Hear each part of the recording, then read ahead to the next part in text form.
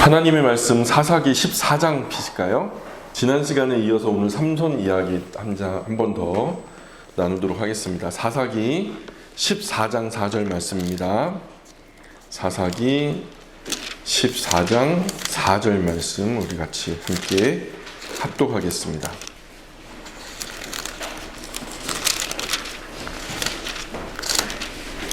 같이 읽습니다. 사사기 14장 4절 시작. 그때에 블레셋 사람이 이스라엘을 다스린 까닭에 삼손이 틈을 타서 블레셋 사람을 치려 함이었으나 그의 부모는 이 일이 여호와께로부터 나온 것인 줄은 알지 못하였더라. 아멘. 자, 우리 지난 시간에 우리는 우리와 그 한국 교회가 평가하는 삼손, 그래서 성경이 평가하는 삼손과 우리가 평가하는 삼손은 참 거리가 멀다라는 것을 살펴봤습니다. 그래서 우리는 흔히 삼손을 아주 그냥 못된 부모 말도 안 듣고 그죠? 그냥 막 진탕 여자만 밝히고 그런 어떤 못된 여성 편력자 정도로 생각했거든요. 근데 하나님께서 주신 강력한 힘으로 엄한 사람 할 일 없이 죽이기나 하고 말이요. 성적으로 이 여자 저 여자 취하는 못돼 먹은 그런 이미지로 우리가 삼손을 바라봐 왔단 말입니다. 한국 교회가 일반적으로 그렇게 삼손이 좋은 사람이냐 나쁜 사람이냐 그러면은 10중 8구는 다 나쁜 사람이다. 큰 능력 주셨는데 그 능력 다 그냥 엄한 데 써버리고 그냥 아깝게 죽은 사람이다. 그 힘을 차라리 나한테 줬으면 막 이런 얘기도 하거든요. 그러나 성경에서 하나님께서 평가하는 삼손은 우리가 지난 강의 때 살펴봤던 대로 모든 이스라엘이 하나님의 사명에 등을 돌렸던 시절에 이 블레셋을 향해서 정복해야 된다라는 개념 자체가 없어요. 그냥 블레셋과 화친해가지고 어떻게든 눈치 잘 봐가지고 심기 건드리지 않는 범위 안에서 어떻게든 그냥 잘 지내보자 하는 그런 시절에 유일하게 하나님의 명령대로 블레셋과 대적을 했던 사람은 삼손 한 사람뿐이었다는 거죠. 유일하게 하나님께서 맡겨주신 소명에 끝까지 충성되었던 그 영웅적인 위인이 바로 삼손이었다라는 것을 우리가 살펴봤습니다. 그래서 성경을 맑고 선명하게 끝까지 살피는 것이 정말 중요합니다. 내 개념으로 대충 이야기를 미루어 짐작해서 이건 그럴 것이다 라고 여겨버리는 것은 안 되고요. 진짜 성경이 그렇게 말하는가를 끝까지 결과가 나올 때까지 꼭지점 찍을 때까지 마침표 찍을 때까지 확실히 알아보는 게 좋아요. 왜냐하면 이 성경은요 사람 말이 아니에요. 하나님 말씀이니까. 하나님 말씀은 정확하게 듣고 정확하게 순종해야 되거든요. 사람의 말이야 그저 우리가 잘못 들어서 나중에 미안해 그리고서 수정하면 되는데 하나님의 말씀은 만왕의 왕이시라면서요. 만군의 주가 되신다면서요. 그분은 우리에게 굉장히 어려운 분이거든요. 되게 좋으신 분이기도 하지만 쉽게 볼 분은 아닌 거예요. 그러니 우리가 그분의 명령을 받드는 사람 입장에서 그분의 말씀을 아주 명확하게 아주 깨끗하게 드러내는 것은 정말 중요한 일이죠. 그래서 많은 사람이 자기 목적을 위해서 성경을 자기적으로 조작하거나 오용하거든요. 목사뿐만 아니라 평신도나 한국 모든 그리스도인이 그래도 괜찮은 것처럼 여겨요. 여기저기서 성경에서 자기 마음에 드는 성경 구절 뽑아와가지고 그저 뭐 은혜만 되면 되는 거 아닌가? 뭐 감동만 받으면 되는 거 아닌가?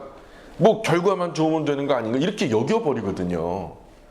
근데요 이런 식으로 성경 보는 것을 모든 한국에 있는 그리스도인들이 대부분이 아무렇지도 않게 뭐 하나님 말씀 불경 보고 하는 거 아니니까 하나님 말씀 보고 내가 그렇게 은혜 받고 내가 그렇게 감동 받고 내가 그렇게 좋은 결과가 나타났다면 그 땡큐 아닌가? 하나님도 기뻐하실 일 아닌가? 이런 식으로 내가 성경을 본다고 시비 걸 사람이 누가 있는가? 그러나 하나님이 문제 삼아요. 하나님은 이런 식으로 성경을 자기 멋대로 읽고 해석하는 거 크게 노여워하시거든요. 그러므로 우리는 성경의 한 본문을 살피거나 그 의의를 말하려고 할 때 그것이 성경의 다른 부분과 배치되지는 않는지 주의 깊게 살피고 묵상해야 돼요. 성경이 정말로 그렇게 말하고 있는가?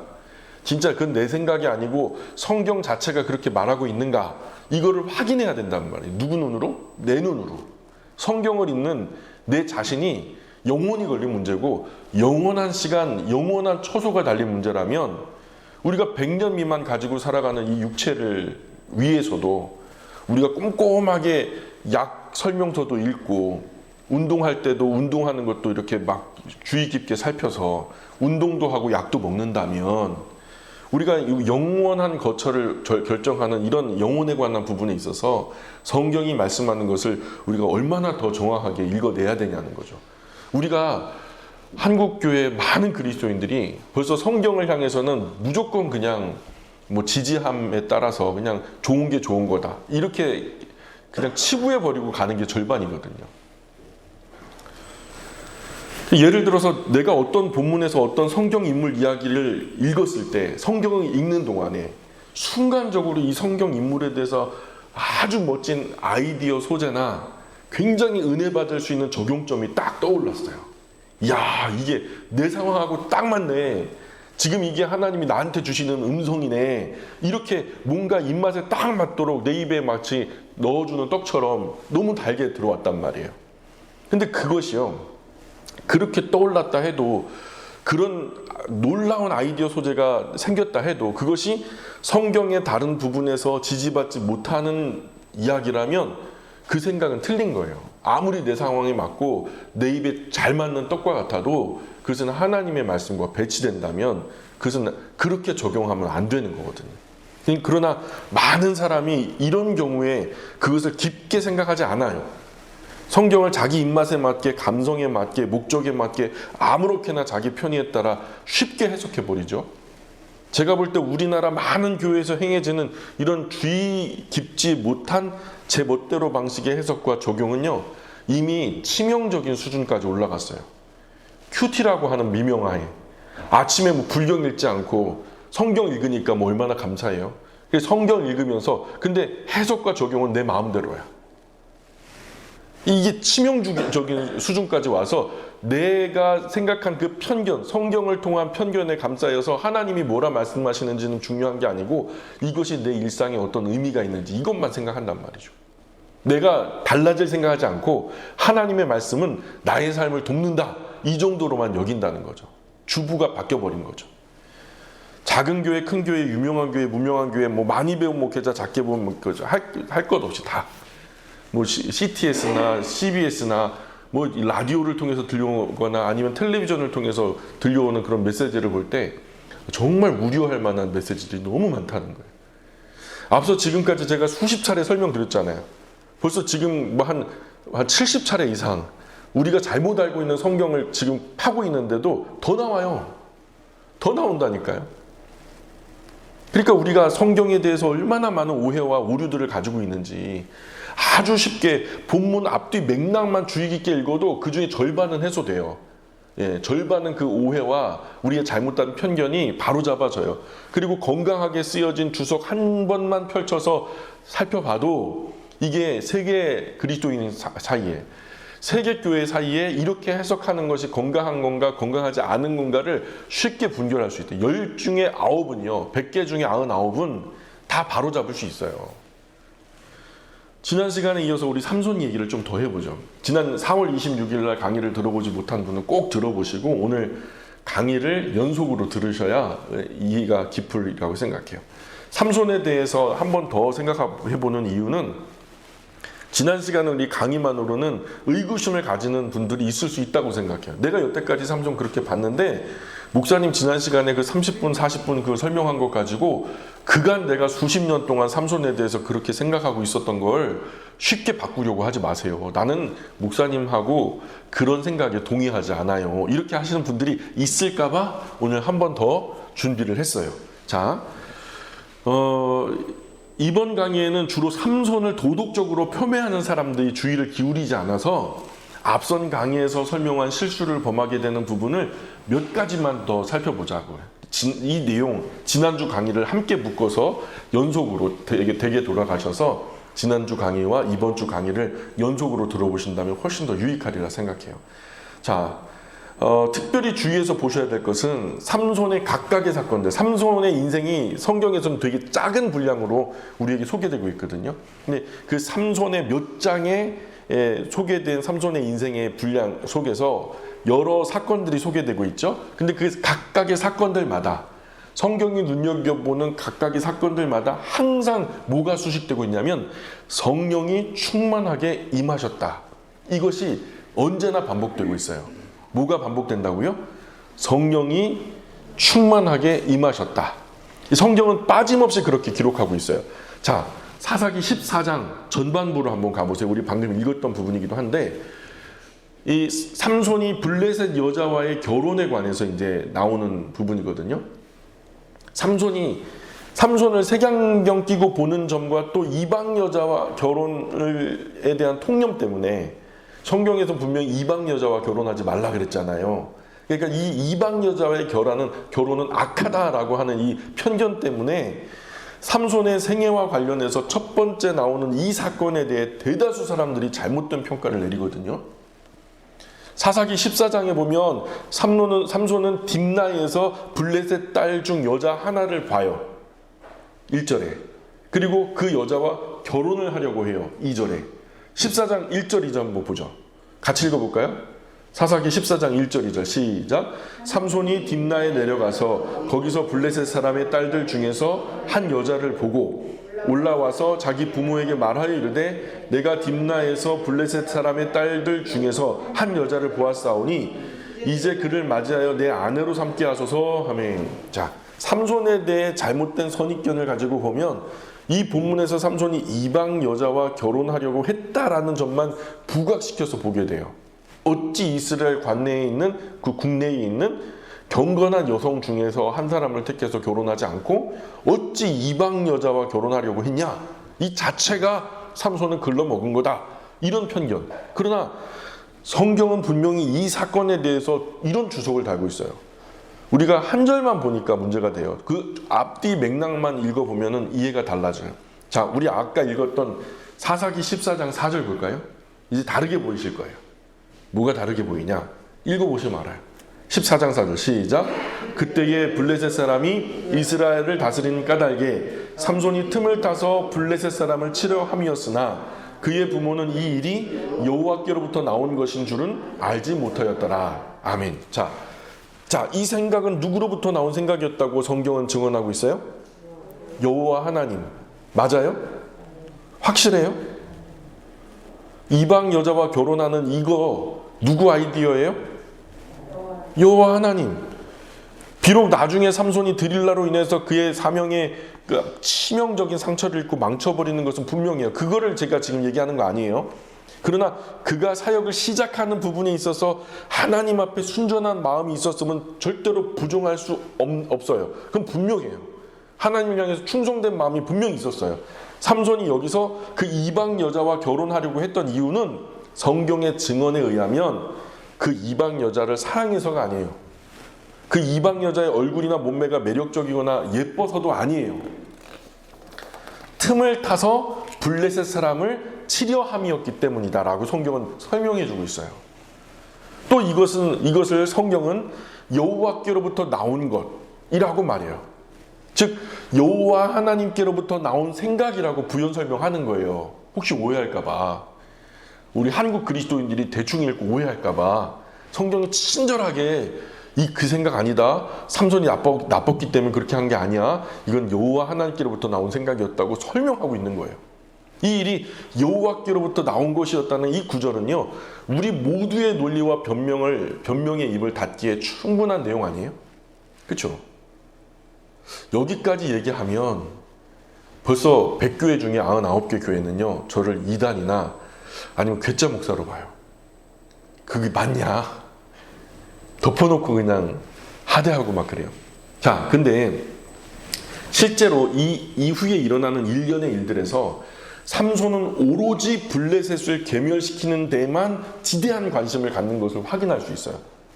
삼손이 행한 일련의 일들에 대한 정리는 지난 시간 우리가 강의를 했으니까 참고해 주시길 바라고, 혹 어떤 분은요 그래도 하나님의 택한 백성, 하나님의 나라가 이방 여자와 결혼하는 것은 나쁜 일이 아니냐라고 질문할 수 있어요. 그럴 수 있어요.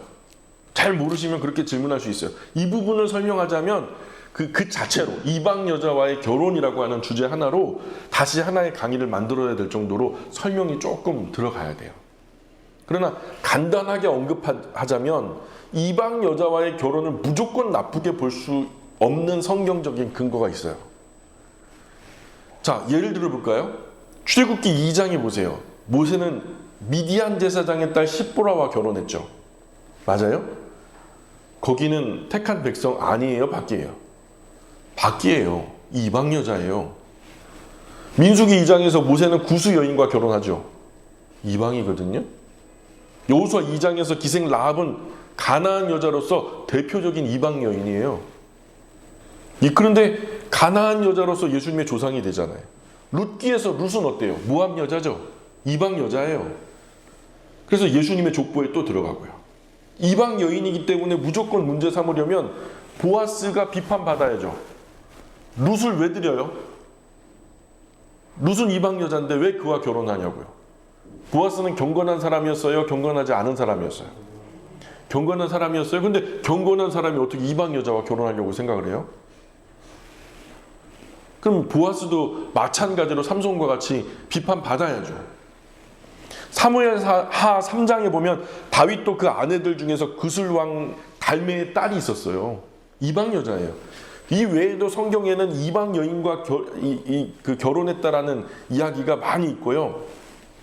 성경은 구약 시대에도 단순하게 혈통에 얽매이지 않아요. 그러므로 가나안 정복의 특별한 정황 속에서 그들의 신을 우리에게로 가져오는 것 때문에 염려하여서 국가적으로 이방 여인과 결혼하지 말라 하는 어떤 대원칙은 있었지만 이방 여인과의 결혼 금지, 이방 여인과의 통혼 금지를 구약 전반에 걸쳐서 모든 이방 여인과의 결혼은 무조건 나쁘다, 무조건 금지다라는 식의 모습으로 보는 것도 그건 오류인 거예요. 두 번째 생각해 볼 건 우리 13장, 14장에 어떤 내용이 나오냐면 성령의 감동에 대한 이 사건 전후의 언급들이 나와요.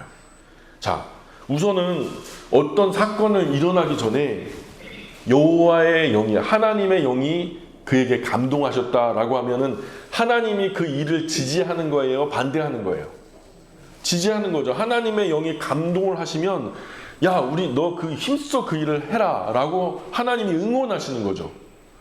근데 하나님의 영이 함께 하셨다, 임하셨다라는 그 언급들을 보면 이거는 하나님이 하셨다고 해도 과언이 아닌 거예요. 자, 삼손이 블레셋 여인과 결혼한 사건 전후 성경 언급 보면 이때 삼손은 하나님의 신에 가장 충만하게 감동되었던 때였어요. 이 사건을 앞뒤로 성경은 삼손에 관해서 이렇게 언급해요. 13장 25절 보세요. 사사기 13장 25절. 결혼 직전에 갑자기 밑도 끝도 없이 왜 삼손에게 그런 마음이 들어갔냐면 사사기 13장 25절 시작. 소라와 에스다올 사이 마하네단에서 여호와의 영이 그를 움직이기 시작하셨더라. 자, 누가? 여호와의 영이 누구를 움직여요? 삼손을 움직이기 시작하셨다. 14장 블레셋 여인과의 결혼 사건 직전에 또 성경에 나타난 언급이고요. 14장 5절 6절 보세요. 14장 5절 6절 같이 읽어볼게요. 시작. 삼손이 그의 부모와 함께 딥나에 내려가 딥나의 포도원에 이른즉 젊은 사자가 그를 보고 소리 지르는지라. 여호와의 영이 삼손에게 강하게 임하니 그가 손에 아무것도 없이 그 사자를 염소 새끼를 찢는 것 같이 찢었으나 그는 자기가 행한 일을 부모에게 알리지 아니하였더라. 아멘. 자, 보세요.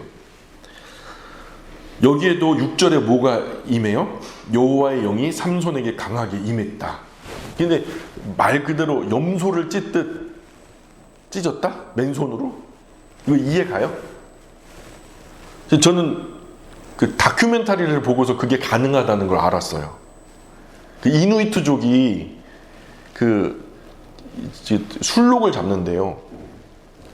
바닥에 떨어진 날카로운 돌멩이 하나를 짚더니 여기 목 울대 있는 데를 딱 따요. 가죽을 조금 찢더라고요. 죽은 다음에. 그 다음에 다 맨손이에요. 맨손으로 이렇게 가죽을 딱 뺏겨요. 그리고 이제 이 배에 막을 갖다 하고서 내장 다 발라내고. 근데 칼이 한 번도 안 들어가요.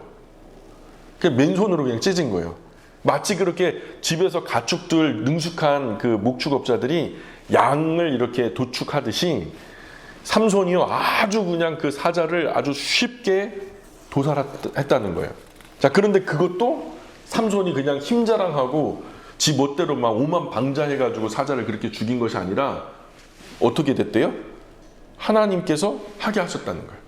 삼손이 성령에 크게 감동되어 사자를 맨손으로 찢은 사건은 블레셋 여인과의 결혼에 대한 이 언급 바로 직후에 나오는 이야기예요. 삼손이 성령에 크게 감동되었다거나 사자를 맨손으로 찢어 죽인 사건이 구체적으로 어떤 의미를 가지고 있는지 설명하려면 이 부분을 따로 떼어서 좀 더 깊이 살펴볼 필요가 있어요. 근데 이거는 좀 지금하고는 논외니까 그거는 그렇게 나중에 보기로 하고, 어쨌든 우리에게 중요한 건 삼손이 블레셋 여인을 취한 사건이 언급된 부분에서 성경이 강조한 점은 그가 성령이 충만했다, 하나님의 영이 그에게 임하셨다, 또한 하나님이 그 일을 하게 하셨다라는 점이에요. 마치 중요한 부분에 괄호는 치는 것처럼, 이건 정말 중요한 거야 하면서 괄호를 치는 것처럼, 성경은 앞뒤로 감싸한 뜻이 이 사건 전후에 여호와의 영이 임하셨다, 여호와의 영이 임하셨다라고 괄호를 쳐요. 함께 하신 일로 하나님이 변호하고 계심을 우리가 알아야 돼요. 그럼에도 불구하고 아무 의구심 없이 단지 이방 여자와 결혼하려 했다는 그 이유만으로 이 삼손을 비방하는 것은 성경을 공평하게 대하는 태도는 아니죠. 삼손이 쳐 죽일 놈, 막 이런 식으로 평가절하하는 것은 말도 안 되는 얘기죠. 이 부분을 읽으면 우리는 성경은 지금 삼손을 그냥 욕하고 있다, 아니면 지지하고 있다, 어떻게 이해가세요? 지금 성경은 삼손을 지지하고 있다고 볼 수 있는 거죠. 세 번째 보죠. 이 14장 후반부에는 어떤 기사가 나오냐면 삼손의 수수께끼에 관한 사건 뒤에 언급이 나와요. 성령 충만한 관한 말씀은 이것으로 끝이 아니에요. 삼손이 결혼을 위한 잔치에서 낸 수수께끼를 블레셋 사람들이 그의 아내를 갖다가 막 부추겨가지고 답을 알아내자 아스글론에 내려가가지고 기분 나쁘다고 한 30명을 쳐 죽이거든요, 블레셋 사람. 이거 단순히 겉으로만 보면 삼손이 자기 승질을 이기지 못해가지고 분노에 못 이겨가지고 그냥 혼자 폭주해가지고 사람을 30명이나 그냥 이유 없이 죽인 것처럼 보이죠? 그죠? 그러나 여기서도 삼손이 행한 일을 여호와의 영이 삼손에게 갑자기 임하심에 이렇게 수식하고 있어요. 그러니까 누가 하게 하신 일이에요? 여호와께서 하게 하신 일이라고 못 박는 거예요. 14장 19절 보세요. 14장 19절. 센스 있는 분은 벌써 그 밑에다 밑줄 긋기 시작하셨어, 그죠? 14장 19절 시작. 여호와의 영이 삼손에게 갑자기 임하심에 삼손이 아스글론에 내려가서 그곳 사람 30명을 쳐 죽이고 노략하여 수수께끼 푼 자들에게 옷을 주고 심히 노하여 그의 아버지의 집으로 몰라갔고. 예. 자, 여기서도 여호와의 영이 삼손에게 갑자기 임하셨다. 맞죠? 그렇죠? 여기 분명히 성경은 삼손 편을 들어주고 있어요. 성경의 증언대로라면 삼손은 단지 개인적인 분노와 원한으로 그렇게 한 게 아니었던 거예요. 성경은 삼손이 여호와의 영이 갑자기 임하셨다, 그 후 블레셋 사람들을 쳐 죽였다, 이렇게 나오니까요. 네 번째로, 여우꼬리 불 붙여가지고 블레셋 논밭 태운 거 기억나세요? 그 15장의 전반부에 나와요. 거기 보면은 삼손이 독백을 하거든요. 삼손이 여우 300마리의 꼬리에 불을 붙여 곡식단을 모두 태우고 그로 인해서 블레셋 사람들이 삼손의 장인과 아내를 죽여버리거든요. 이 네 집 사위야! 그래가지고 장인과 아내를 찾아가지고 죽여버려요. 그 후에 삼손이 니들이 뭔데 내 장인과 내 아내를 죽여? 해가지고 블레셋 사람들을 아주 크게 도륙했을 때에도 성경의 진술을 잘 살펴보면 삼손이 저지르는 이 불의한 행동, 개인의 어떤 분노가 경노해서 차가지고 막 흥분해서 이성을 잃고 막 아무나 막 때려 죽인 그런 어떤 포악한 어떤 범죄가 아니라 오히려 그는 매우 하나님의 말씀에 명철하게 반응해서 삼손은 불을 지를 때 어떻게 얘기하냐면, 불을 지를 때 15장 3절 볼까요? 15장 3절. 삼손이 같이 읽어요. 시작. 삼손이 그들에게 이르되 이번은 내가 블레셋 사람들을 해할지라도 그들에게 대하여 내게 허물이 없을 것이니라 하고. 아멘. 자, 나에게 허물이 없다라는 말의 의미는 무슨 의미예요? 나에게 허물이 없다. 말은 나는 나의 지금 이 하는 행동은 정당하다는 말이죠. 맞아요? 나에게는 허물이 없다라는 말은 지금 내가 이제로부터 하는 행동은 정당한 일이야. 삼손이 블레셋 농토에 불을 놓은 것은 정당하다는 거예요. 그 뒤에 블레셋 사람들을 도륙할 때도 삼손은 너희가 이같이 행하였으니 내가 너희에게 원수를 갚고 말리라, 이 말이에요. 우리가 흔히 삼손을 여자의 눈 멀어가지고 소명을 망각하고 망나니 정도로 아주 정해놓고 봤으니 이런 것들이 보이지 않았던 거예요.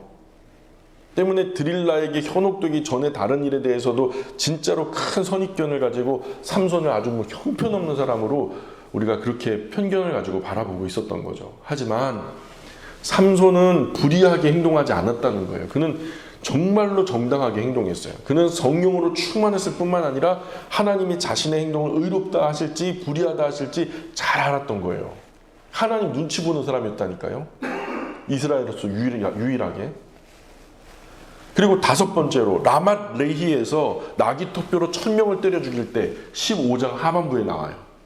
자, 여기에서도 삼손이 그저 자기가 임의로 해가지고 내가 얼마나 센가 볼까? 내가 전무후무한 엄청난 능력을 가졌거든? 너희들 한번 일대 한 1000명으로 한번 싸워볼까? 하면서 그렇게 해가지고 때려 죽인 게 아니라 여기에서도 기록이 15장 14절 볼까요?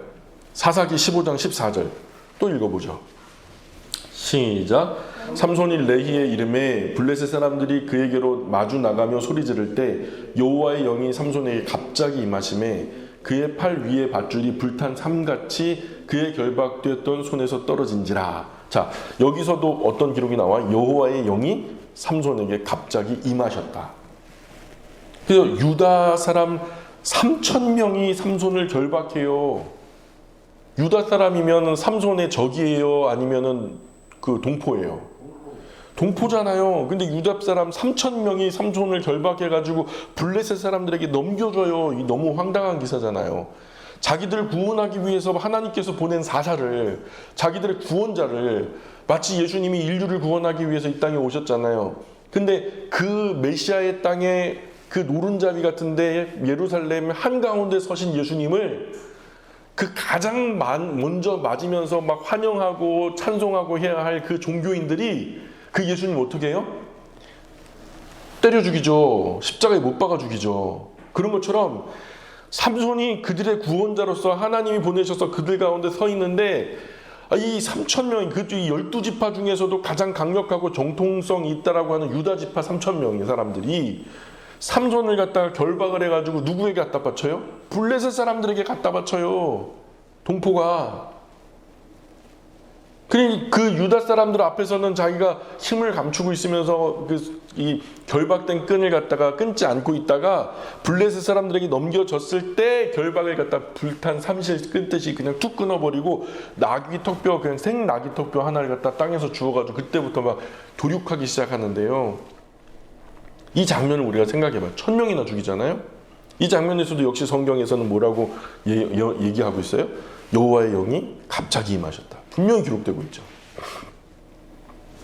뿐만 아니라 삼손이 행한 행위가 철저하게 하나님께서 이스라엘을 블레셋에서 구원해 내시는 구원의 행동이었다라고 지지되고 있다는 거예요. 맥락상. 그래서 사사기 15장 14절에서는 성령에 대한 직접적인 언급이 나와요. 16절에는 우리가 성경에서 자주 볼 수 있는 하나님의 어떤 영웅적 기사, 막 이스라엘 백성들을요, 하나님이 정말 세상 역사 속에서 이렇게 구원한 적이 없어요. 그럴 때 노래를 만들어서 노래를 부르거든요. 이게 가사 문학이라 그래요. 이 노래 가짜. 거기 노래에다가 곡을 붙인 거예요. 그래가지고 그 노래를, 그래서 이 대표적인 예가 뭐예요? 출애굽할 때 홍해 밑으로 이스라엘 백성들이 건너오고, 근데 다 건너니까 뒤에 따라오던 그 이집트의 특수부대, 그리고 파라오, 그 부대는 나중에 쌓인 벽처럼 되어 있던 홍해물이 닫히면서 다 수장되어서 죽어버렸거든요. 그래서 이제 홍해를 건너온 모세와 또 미리암, 모세의 누나 미리암이 건너편에서 무슨 노래를 불러요? 예, 노래를 부르잖아요. 승리의 노래를 부르는 거예요. 구원의 노래. 그게 어디까지 울려 퍼지냐면 요한계시록까지 가서 울려 퍼져요. 그 노래가 어디 노래냐면 나중에 어린 양의 혼인잔치 자리에 가서 부르는 그 노래가 모세의 노래와 똑같아요. 예? 그 모세의 노래와 똑같아요. 그 이런 거, 하나님께서 이렇게 놀라운 일을 행하셨다라는 것은 가사 문학으로 노래를 통해서 엮어지는데, 지금 여기서 그 얘기가 나와요. 사사기 15장 16절 보세요. 15장 16절. 이게 노래예요. 노래인데 같이 읽어볼까요? 15장 16절 시작. 이르되 나귀의 턱뼈로 한 더미 두 더미를 쌓았으며 나귀의 턱뼈로 내가 1000명을 죽였도다 하니라. 자, 보통은 하나님을 통한 놀라운 구원 기사를 선포할 때 이런 가사 문학적인 형태로 고백이 되는데, 우리가 출애굽 얘도 그렇죠. 철저하게 이 모든 일들이 누가 도우신 구원 사역이었다? 하나님이 도우신 구원 사역이었다. 과연 이런 삼손의 모습과 그가 행한 모든 사역을 보고 우리는 삼손을 괴악한 여성 편력자, 망나니, 괴짜 정도로 함부로 평가해도 될까요?